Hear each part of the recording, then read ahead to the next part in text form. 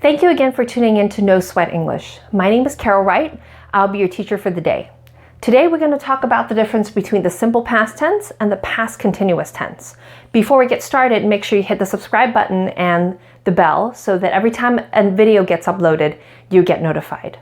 All right, let's get started. So with the simple past tense, the form, there are two forms. There's a regular ed form and the irregular form. What I mean by that is that many verbs such as talk or walk have a regular ed form for past tense. Talk becomes talked, walk becomes walked, whereas there are many other irregular forms such as teach and taught is the past tense, or run and ran would be the past tense. So to be able to find a list of that, you could easily Google that and be able to find a list of the irregular verbs so that you'll be able to conjugate them correctly. With the usage with simple past tense, we use that with an action that happened in the past. It has no connection with the present or the future. It's just simply talking about an action that started and finished in the past. Here are some common words that we use with the simple past tense, like yesterday, last week, last year, in 1964, something that is in the past. Here's an example sentence.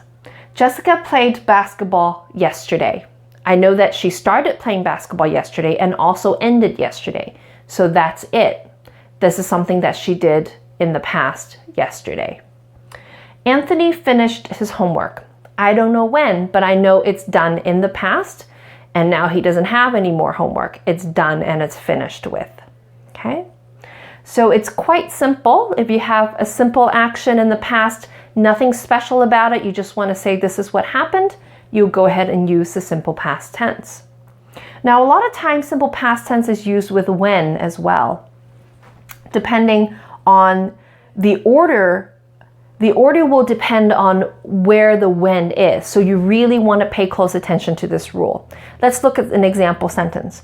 When Amy left the party, John came. Here we have two clauses. When Amy left the party, clause number 1, John came, clause number 2. Now, which one happened first? Did Amy leave first or did John come first? The answer is Amy left the party first. That's action number 1. Then John came. How do I know that?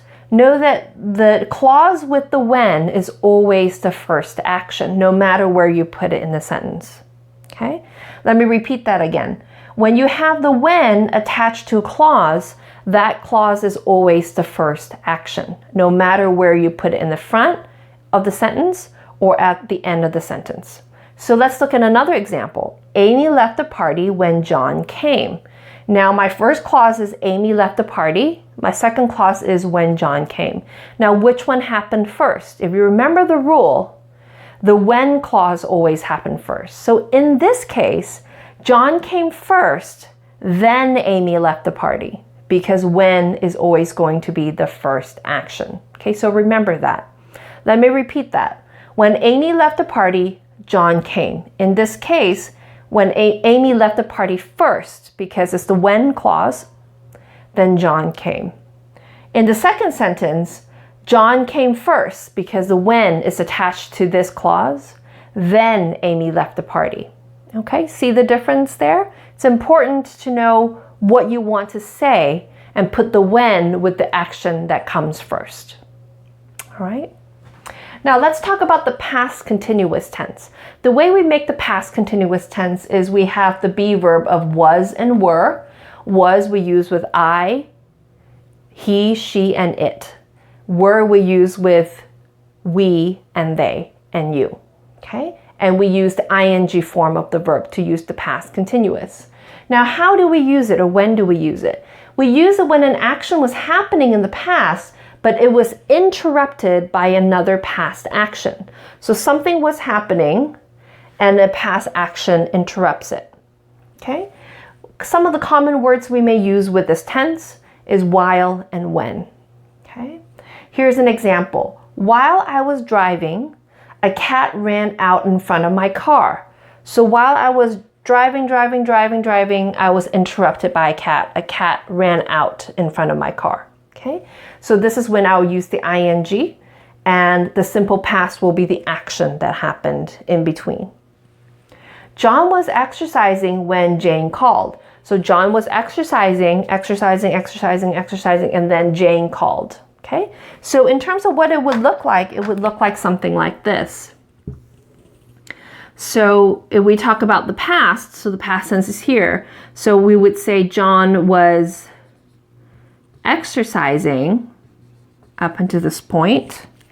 So he finished it because it's all in the past when Jane called. Okay, so he was exercising, Jane called.